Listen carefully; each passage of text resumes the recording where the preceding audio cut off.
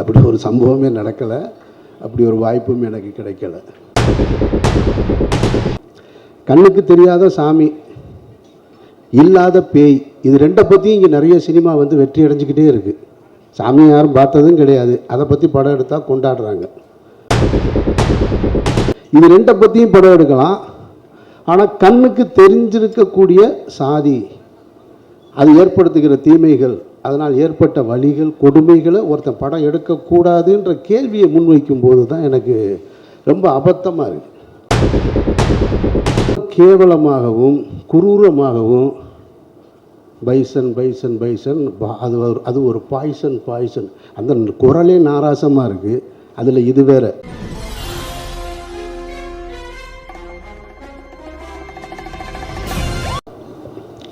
அரங்கத்தில் இருக்கும் அனைவருக்கும் இறைவன் புறத்திலிருந்து சாந்தியும் சமாதானம் உண்டாகட்டும். ஒரு திரைப்படத்தின் வெற்றி விழா மற்றும் நன்றி அறிவிப்பு விழா மேடை.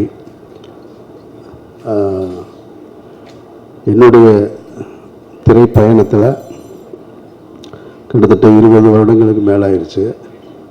மௌனம் பேசியதை தொடங்கி இந்த நிமிடம் வரைக்கும் எந்த திரைப்படத்திற்கும் என்னுடைய திரைப்படங்களுக்கு வெற்றி விழா நடந்ததும் இல்லை, நன்றி அறிவிப்பு நடந்ததும் கிடையாது. அப்படி ஒரு சம்பவமே நடக்கலை, அப்படி ஒரு வாய்ப்பும் எனக்கு கிடைக்கல. மாபெரும் வெற்றி படங்களாக இருக்கும் பொழுதும் வீட்டுக்குள்ளே தான் முடையும் கிடந்திருக்கேன். அது பருத்தி வீரருடைய வெற்றியாக இருக்கும்போது சரி, வணிக ரீதியாக தோல்வியை தந்தாலும் அப்பவும் வீட்டுக்குள்ளே தான் இருந்திருக்கேன், வெளியே வர்றதில்லை. நான் என்னுடைய திரைப்படங்களை வந்து பொதுவாக திரைக்கு கொண்டு வருவதற்கு வரைக்கும் தான் நான் அதை பார்த்துட்டே இருப்பேன். அதுக்கப்புறம் அதை பார்க்குற பழக்கம் இல்லை. அது தேட்டரில் என்னவாக இருக்கோ, அது ப்ரெஸ்ஸோவில் கூட போய் நிற்கிறதில்ல, அந்த பழக்கம் இல்லைன்னு வச்சுங்களேன். எனக்கு அதுக்கு காரணம் என்னென்னா, நிறைய பல்வேறு விஷயங்கள் இருக்குது. இந்த நல்ல நேரத்தில் அதை பற்றி பேச வேணான்னு நினைக்கிறேன் நான். ஆனால் இந்த திரைப்படத்திற்கு முதல் முறையாக நான் மாறி கூட 2-3 இடத்துக்கு வெளியில் போக வேண்டிய சூழல் ஏற்பட்டது. அதுக்கு காரணம் என்ன அப்படின்னா, முதல்ல நீங்கள் ப்ரெஸ்ஸோ இங்கே பார்க்கும்போதும் கூப்பிட்டாரு. இல்லை சார், நான் வரல சார், நான் இங்கெல்லாம் வர்றதா ஐடியாவில் இல்லை, பொதுவாக போக மாட்டேன் நான் அப்படின்னு. அப்புறம் மறாத நாள் திருநெல்வேலி, தூத்துக்குடி இங்கெல்லாம் போயிருந்தார். அப்போ போயிருக்கும் பொழுது அப்பவும் நான் போகலை, அவர் டீம் மட்டும்தான் போயிருந்தாங்க. அந்த டீம் போயிருக்கும்போது மாரியை பார்த்து தொடர்ச்சியாக சில கேள்விகள் வந்துக்கிட்டே இருந்தது. அதை நான் செய்தி ஊடகங்களில் பார்த்துட்ருக்கேன்.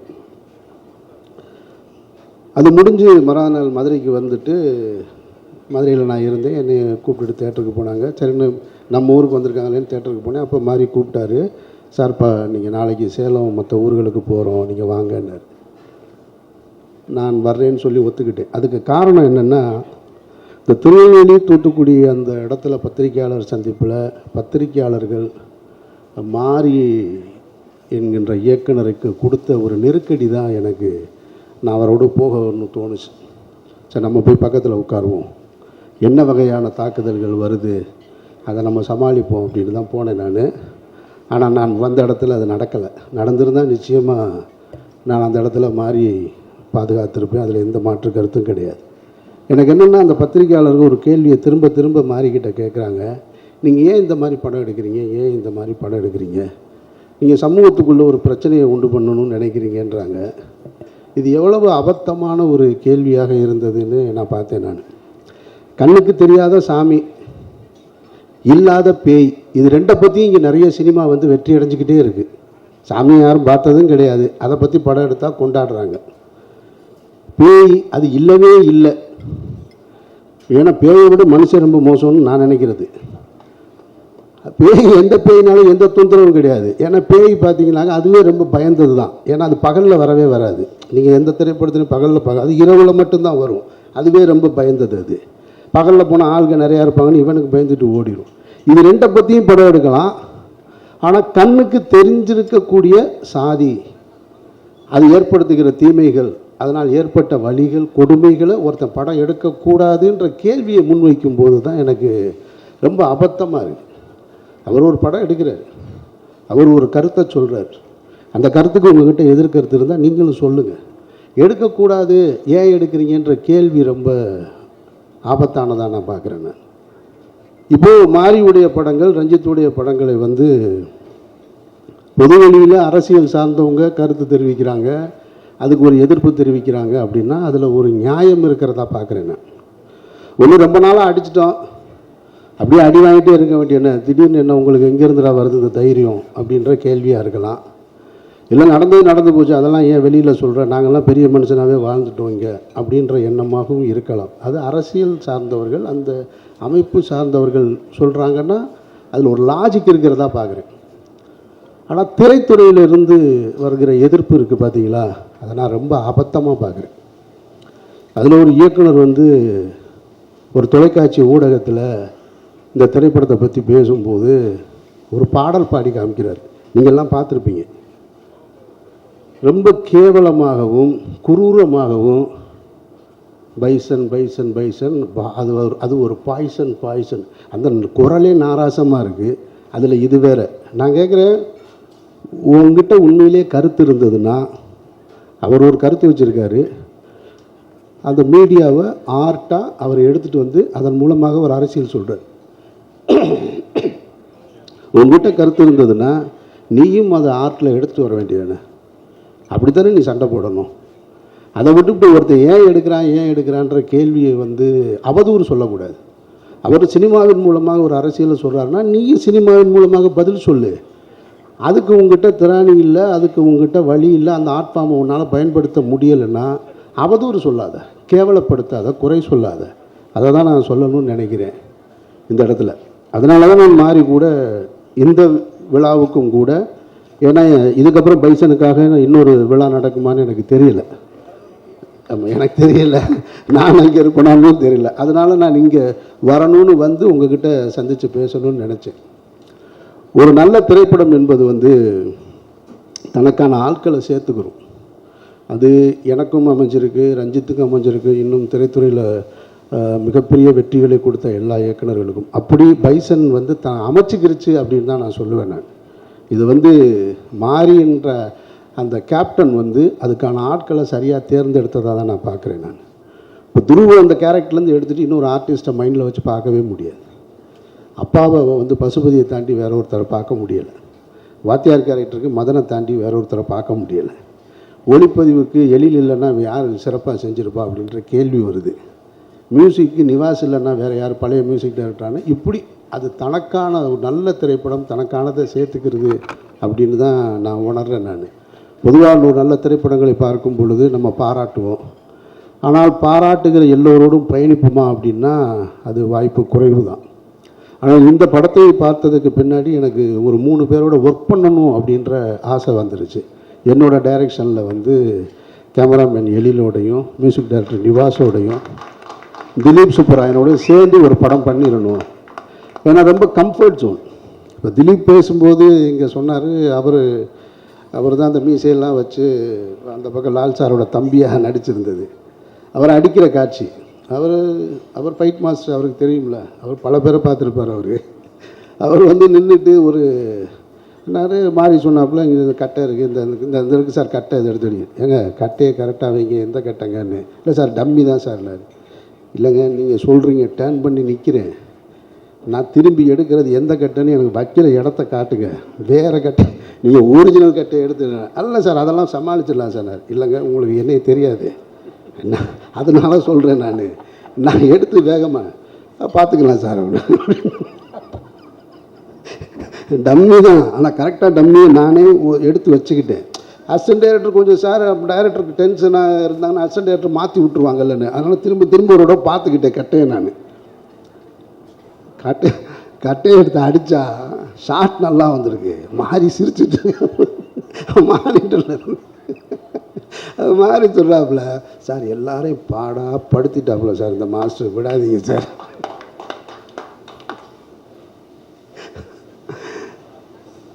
நான் வந்து திலீப்பே பார்க்குறேன் தான், அப்படியே இருக்காப்புல, கண்ணு லேசாக கலங்கியிருக்கு. ஆனால் என்னடா இவ்வளோ பேர் முன்னாடி, திலீப் நீங்கள் சொன்னதுனால தான் நான் சொல்கிறேன், இல்லைனா சொல்லியிருக்க மாட்டேன். அப்படியே நிற்கிறாப்புல தான். இவர் ஒன்று அது ஒரு சின்ன மிஸ் ஆயிடுச்சு சார், ஒரு 1 மோர் போகலாம் சார் அப்படின்னு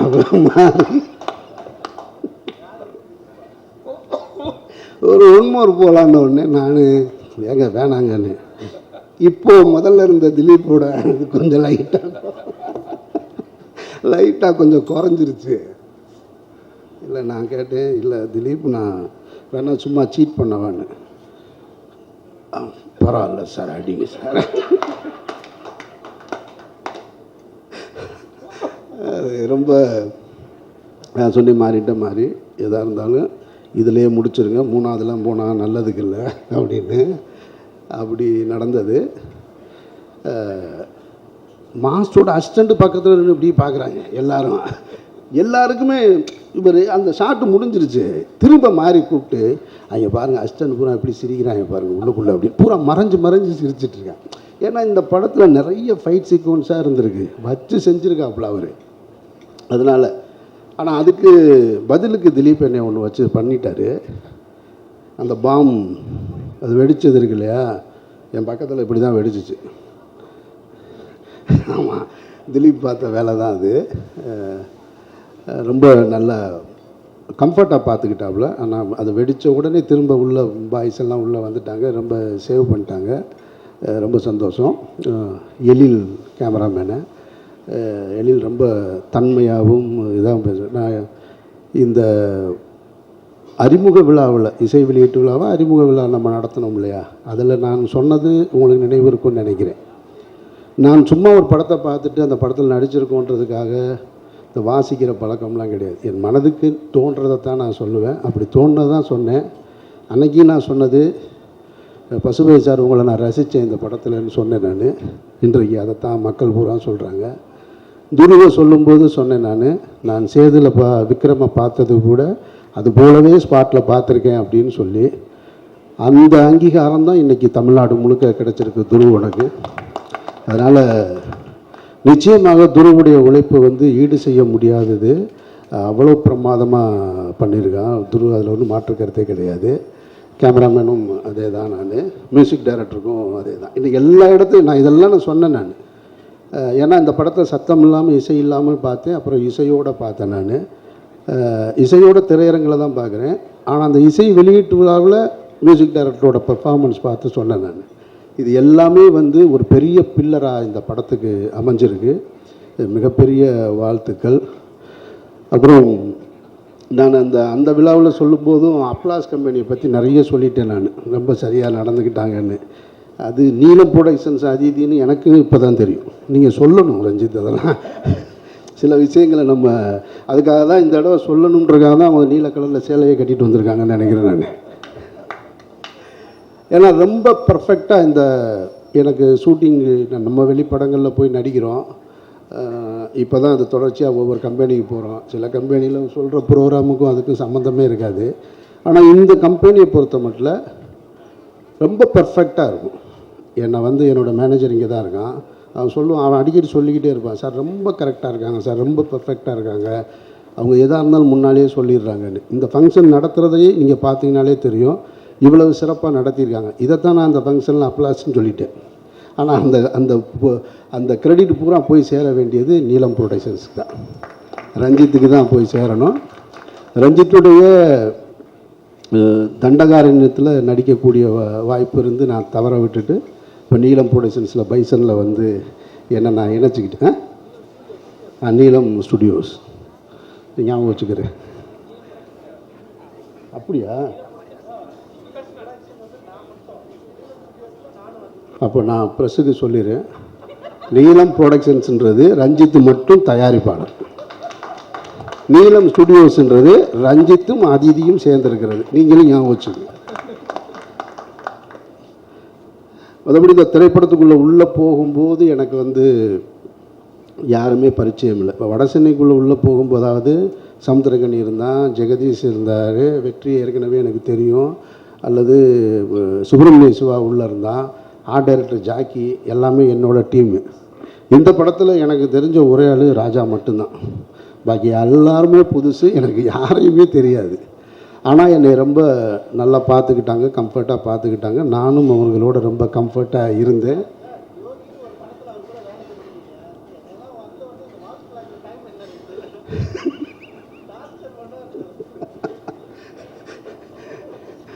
ரொம்ப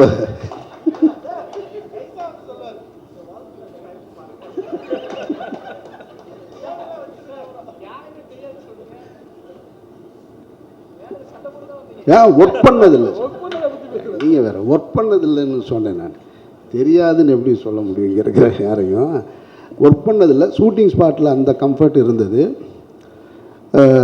நான் அந்த விழாவில் சொன்னது தான், இந்த திரைப்படத்திற்கு இன்றைக்கு வந்து இங்கே பேசியவர்கள், இன்னும் வெளியில் எல்லாரும் பேசுகிறவங்க, திரைப்படத்தில் வந்து அந்த காட்சிக்கு வந்து கைதட்டல் வருது, என்னுடைய காட்சிக்கு இன்ட்ரொடக்ஷனில் இருக்குது, வசனத்துக்கு இருக்குது அப்படின்னா அது எல்லாமே இயக்குனருடைய சிந்தனை தான். நான் திரும்ப திரும்ப சொல்கிறதான், நடிகன் என்பவன் என்றைக்குமே இயக்குனருடைய டூல் தான். அவர் இயக்குனராக மாறிவிட முடியாது. அவர் சொல்கிறத வாங்கி உள்வாங்கி நம்ம கொடுக்குறது தான் ஒரு நடிகருடைய வேலையாக நான் நினைக்கிறேன். இந்த திரைப்படத்தில் அந்த மேடையில் சொன்னது தான், இந்த படத்தின் மூலமாக ஏதாவது ஒரு பேரும் புகழும் கிடைச்சதுன்னா அது மாரி செல்வராஜுக்கு தான்.